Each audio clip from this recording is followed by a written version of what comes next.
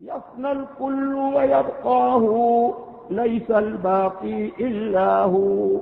الله الله الله الله الله الله ما لي رب إلا هو.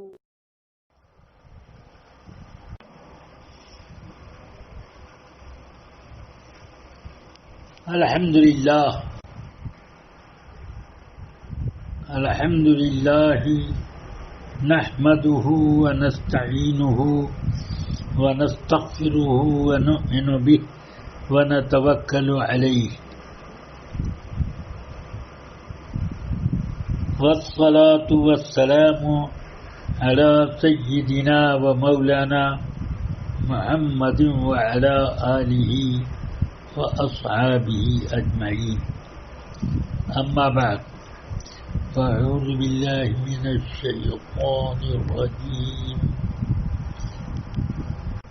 بسم الله الرحمن الرحيم. لا تهنوا ولا تحزنوا وأنتم الأعلون إن كنتم مؤمنين. صدق الله العظيم وصدق رسوله النبي الكريم صلى الله تعالى وسلم وبارك عليه وعلى آله وأصحابه أجمعين.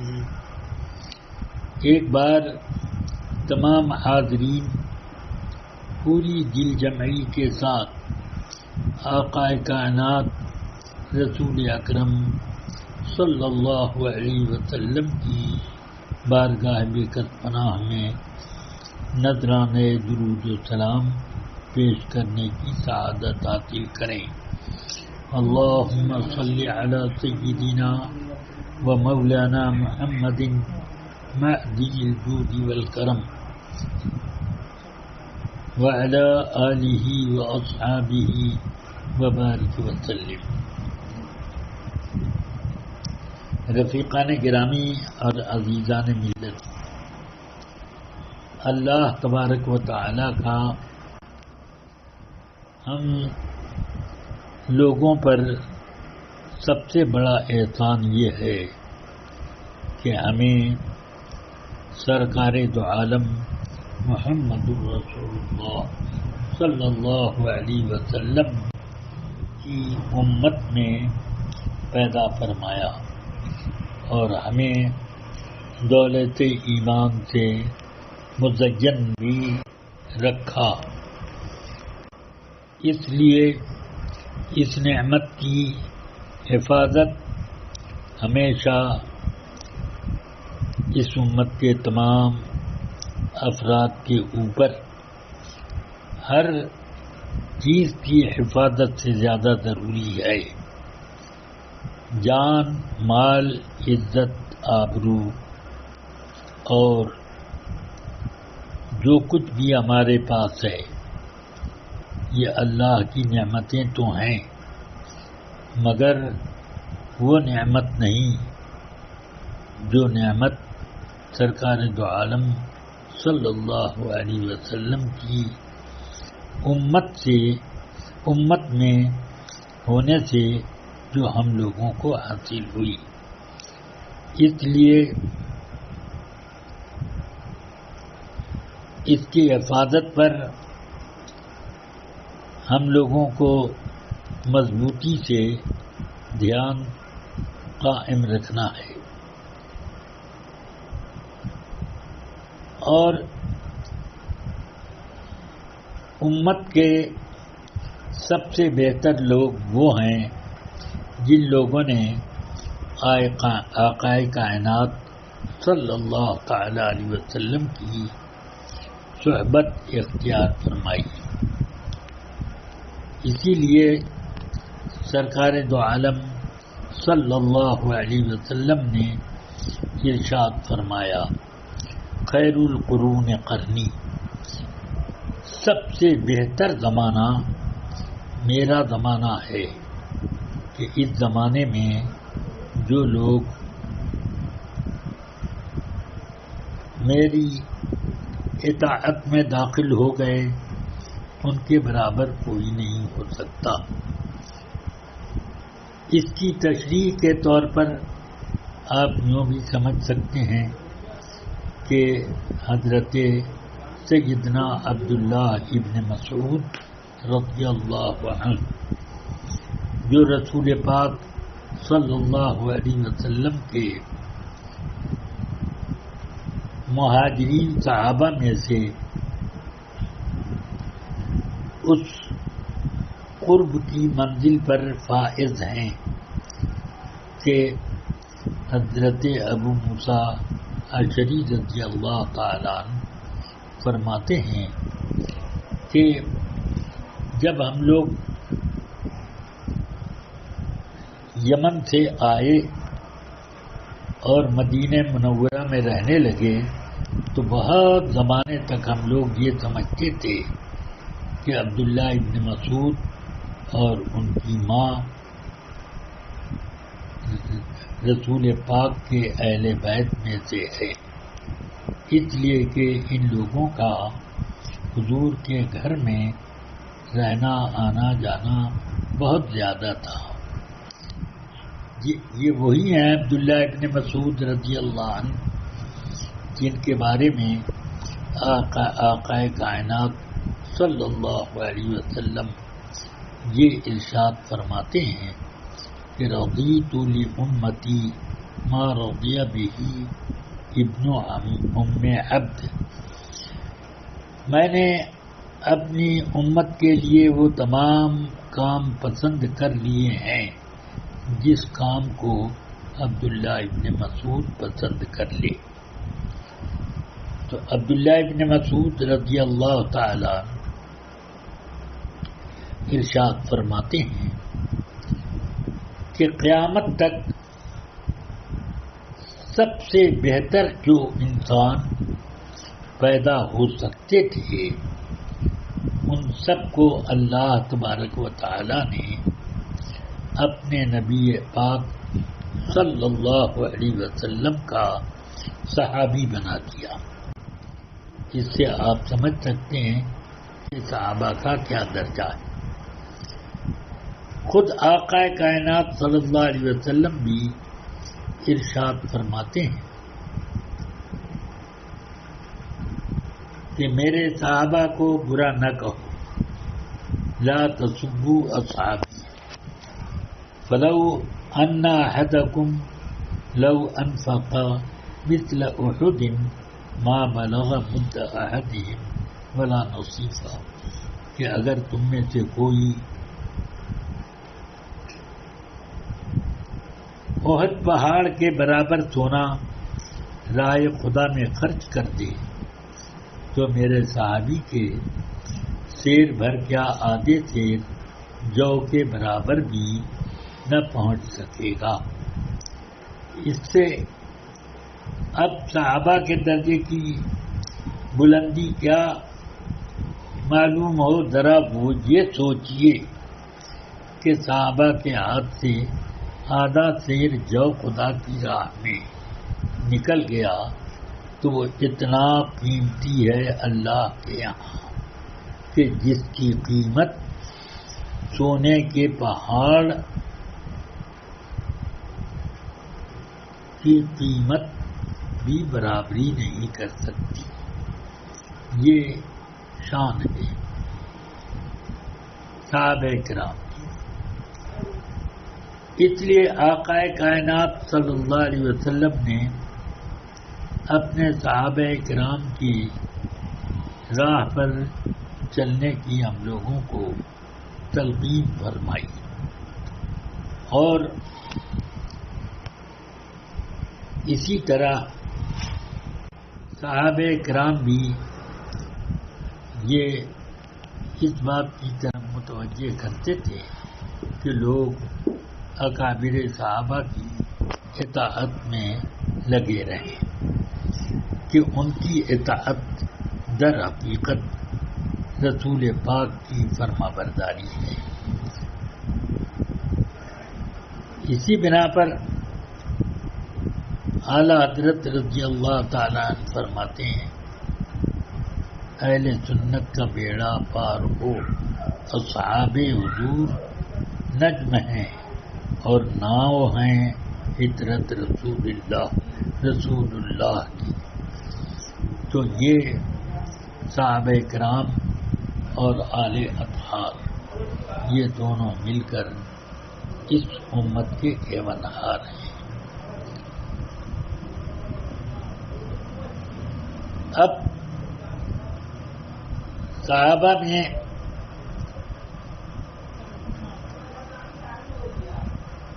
یہ خوبی رہی کہ ان لوگوں میں کبھی بھی دین کی مخالفت کا کوئی خیال نہ آتا تھا، ہمیشہ وہ لوگ اللہ کی اطاعت کی راہ پر لگے رہتے تھے۔ اس لیے صراط الذین انعمت علیہم کا اصل مصداق یہ حضرات ہیں۔ اور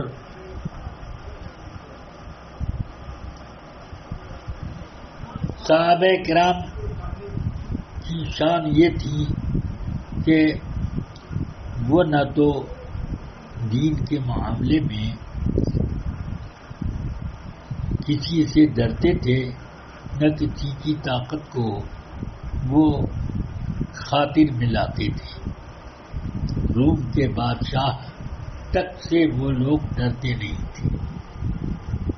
اب آپ سوچئے کہ یہ صحابہ کرام ہیں، ان کے زمانے میں کچھ لوگ ایسے بھی پیدا ہوئے جن لوگوں نے شر پسندی اور دین کے خلاف کچھ نئی باتیں پیدا کی، مگر صحابہ کرام نے برملا ان کا رد فرمایا۔ جیسے سیدنا عبداللہ ابن عمر رضی اللہ تعالی عنہ کے پاس ایک شخص آیا اور اس نے یہ کہا کہ ہماری طرف کچھ لوگ ایسے پیدا ہو گئے ہیں جو تقدیر کا انکار کرتے ہیں، اور وہ یہ کہتے ہیں کہ ان الامور انف، کہ آدمیوں کے سب کام بالکل نئے انداز میں، ان کا کوئی پہلے سے ذکر اذکار نہیں، کوئی تقدیر، کوئی چیز نہیں۔ فرمایا کہ جب تم واپس جانا تو ان سے کہہ دینا کہ عبداللہ ابن عمر تم سے بیزار ہے اور تم لوگ اس سے بالکل الگ تھلگ ہو۔ یہ آپ نے فرمایا، اور اس کے بعد ایک حدیث جس کو حدیث جبرائیل کہتے ہیں آپ نے سنائی، جس میں تقدیر کا باقاعدہ ذکر تھا، تو وہ حدیث سنائی۔ اسی طرح حضرت جابر بن عبداللہ رضی اللہ عنہما کے پاس ایک شخص نے آ کر کہا کہ ہماری طرف کچھ لوگ پیدا ہوئے ہیں، وہ شفاعت کا انکار کرتے ہیں۔ وہ کہتے ہیں کہ رسول پاک صلی اللہ علیہ وسلم کی طرف جو شفاعت کا ایک عقیدہ مسلمانوں میں رائج ہے وہ غلط ہے، اس کی کوئی شفاعت کی کوئی بات ہی نہیں۔ ہر آدمی اپنے عمل کے اعتبار سے جنت دوزخ ثواب عذاب کا مستحق ہوگا، وہاں پر شفاعت کوئی چیز نہیں۔ سیدنا جابر بن عبداللہ سے انہوں نے پوچھا کہ کیا شفاعت کے سلسلے میں آپ کے پاس کوئی دلیل ہے؟ تو آپ نے اس آدمی سے پلٹ کر سوال کیا، کیا تم قرآن پڑھتے ہو؟ کہ ہاں پڑھتا ہوں۔ تو کیا تم نے قرآن میں اس کا ذکر نہ پڑھا؟ کہ نہیں مجھے تو نہ ملا۔ فرمایا کیا تم نے قرآن میں یہ آیت نہیں پڑھی؟ عسیٰ ان یبعثک ربک مقاما محمودا؟ کہاں پڑھی تو ہے کہ یہ مقام محمود ہے کیا جس کا ذکر قرآن حکیم میں اللہ تعالی نے کیا؟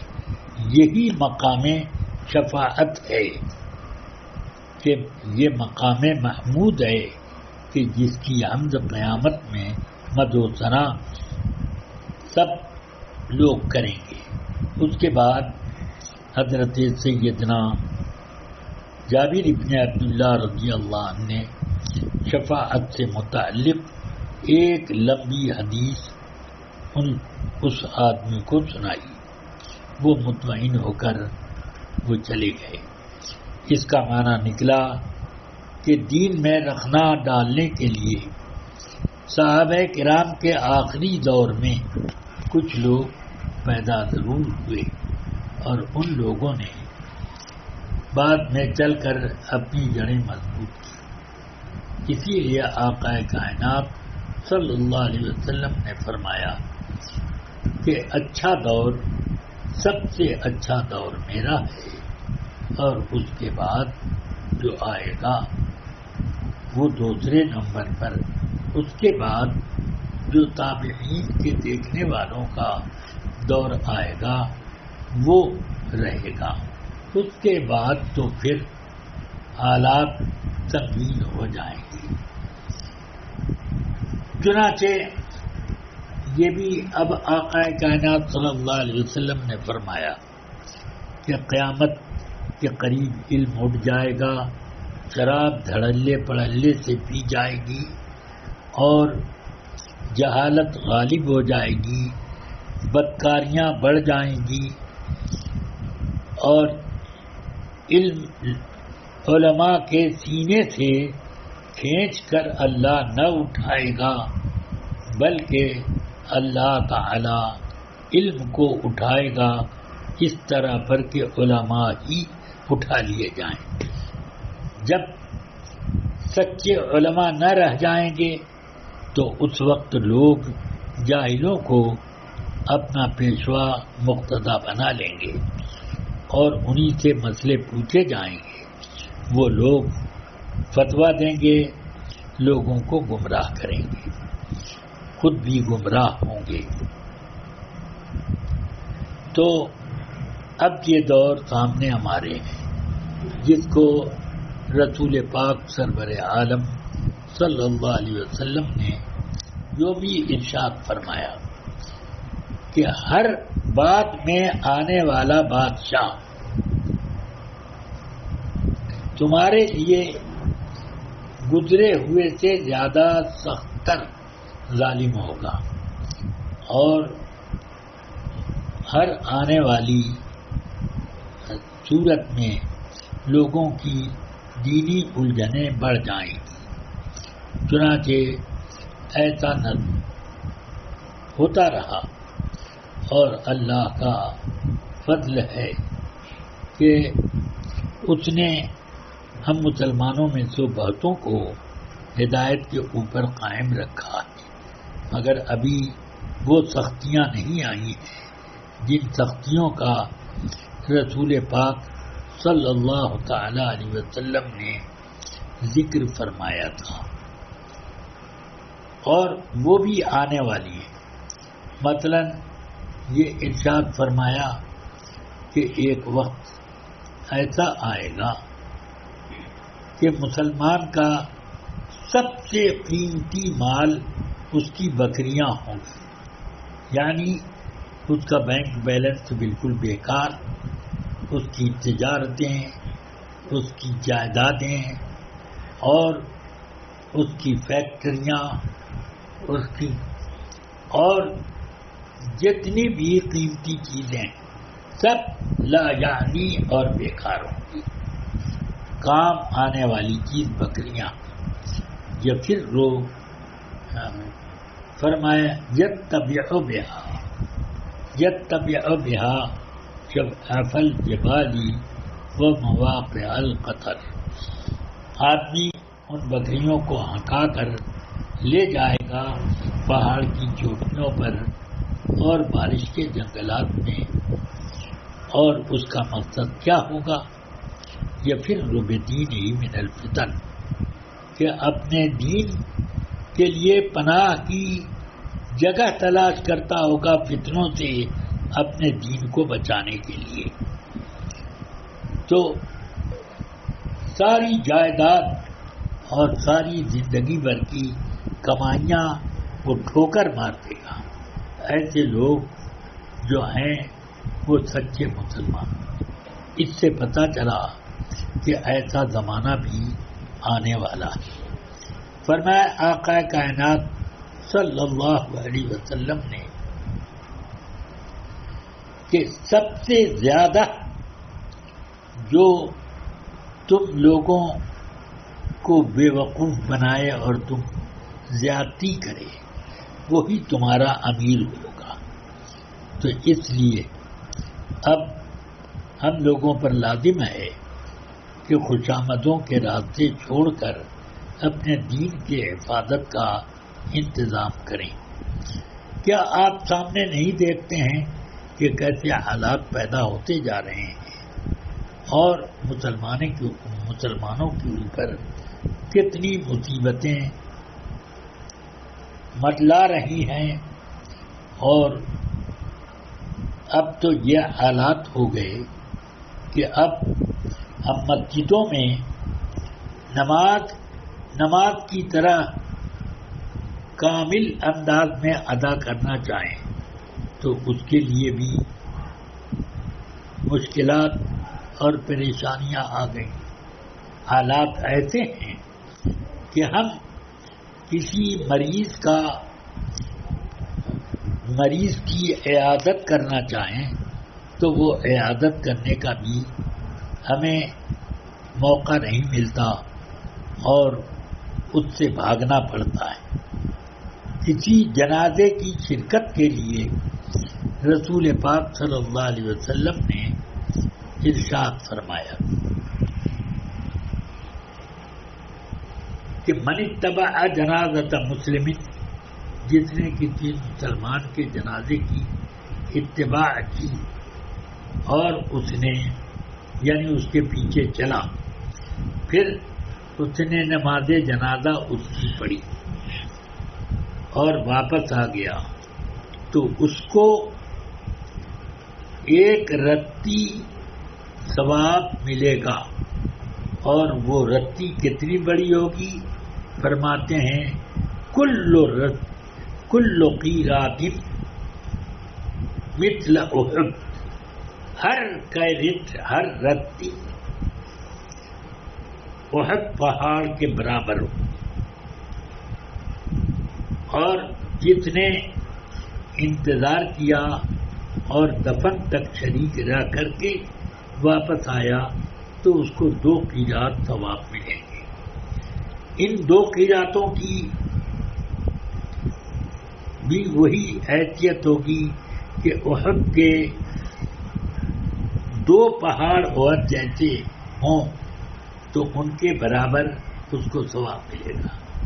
یہ حدیث سیدنا ابو ہریرہ رضی اللہ تعالیٰ عنہ کی.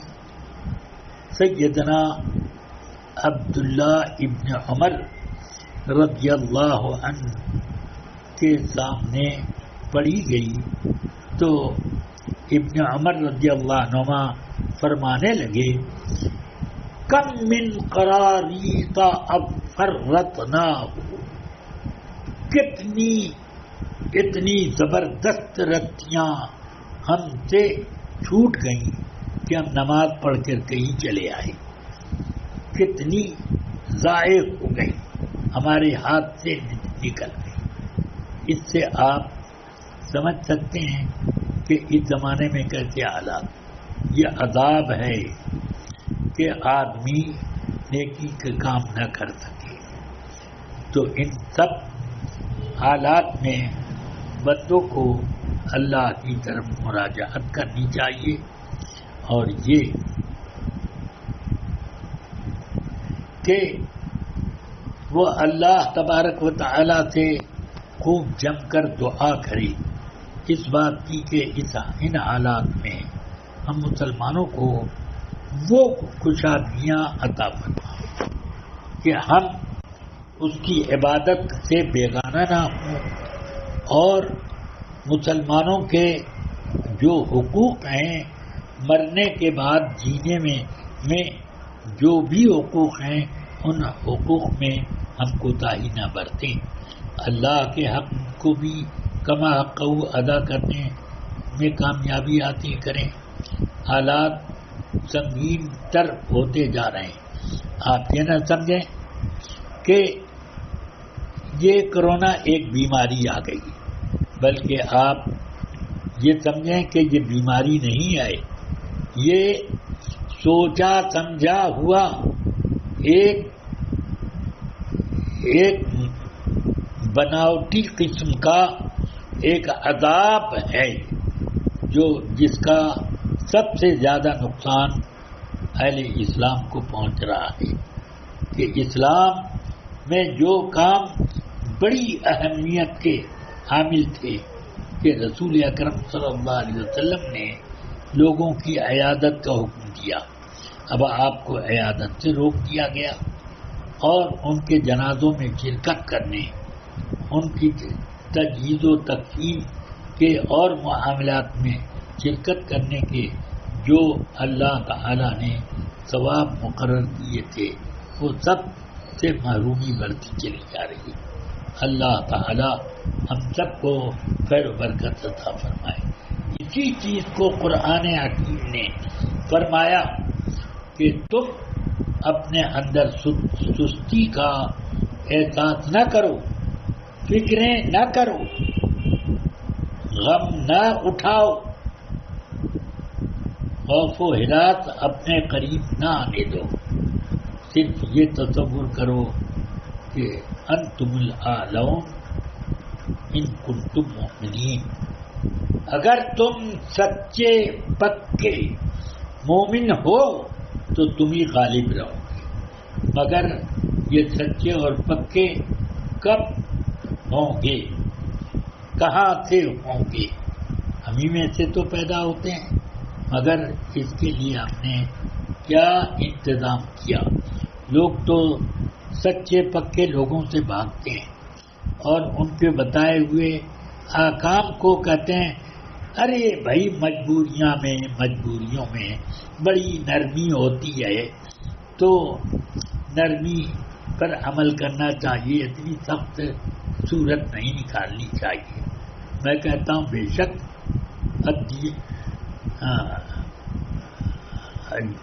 الدین و یسر، دین میں آسانیاں ہیں، مگر آسانیوں کا یہ مطلب نہیں ہے کہ آدمی منمانی کرنے لگے.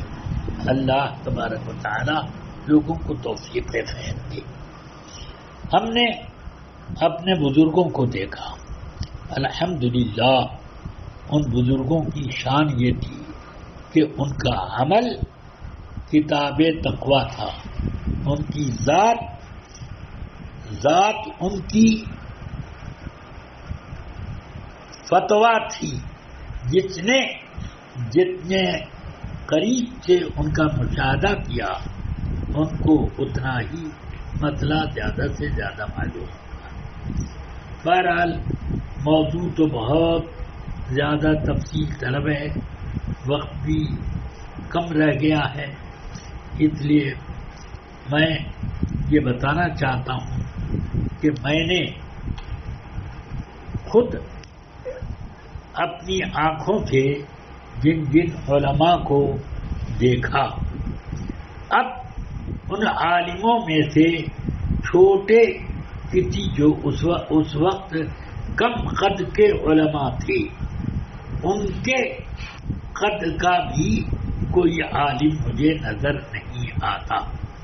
میں نے حضور سیدی حجت الاسلام کی زیارت پائی، حضور سیدی صدر الشریعہ بطر الطریقہ مصنف بہار شریعت علی رحمہ کی خدمت میں رہ کر بہت سی کتابیں بھی پڑھی، حضور سرکار مفتی اعظم کی خدمت میں رہ کر میں نے بہت سی اجازتیں اور کچھ درس اور کچھ اور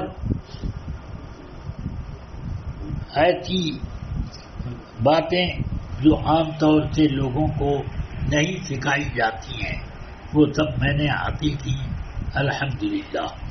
میں نے ان حضرت سعد الافاضل کی بھی زیارت کی اپنے بچپن میں، اسی طرح میں نے ان کے بعد کی سب کے بڑے بڑے علماء جیسے حضور سرکار حافظ ملت جو میرے مولائے نعمت ہیں، جنہوں نے مجھے بڑی جاں فشانی کے ساتھ علم کی سمندر میں غوطہ زن کیا اور مجھے کچھ خاص طور پر نصیحتیں عطا فرمائیں، جن کی بدولت میں آج دنیا میں بہت سے دینی منافع حاصل کر رہا ہوں۔ اب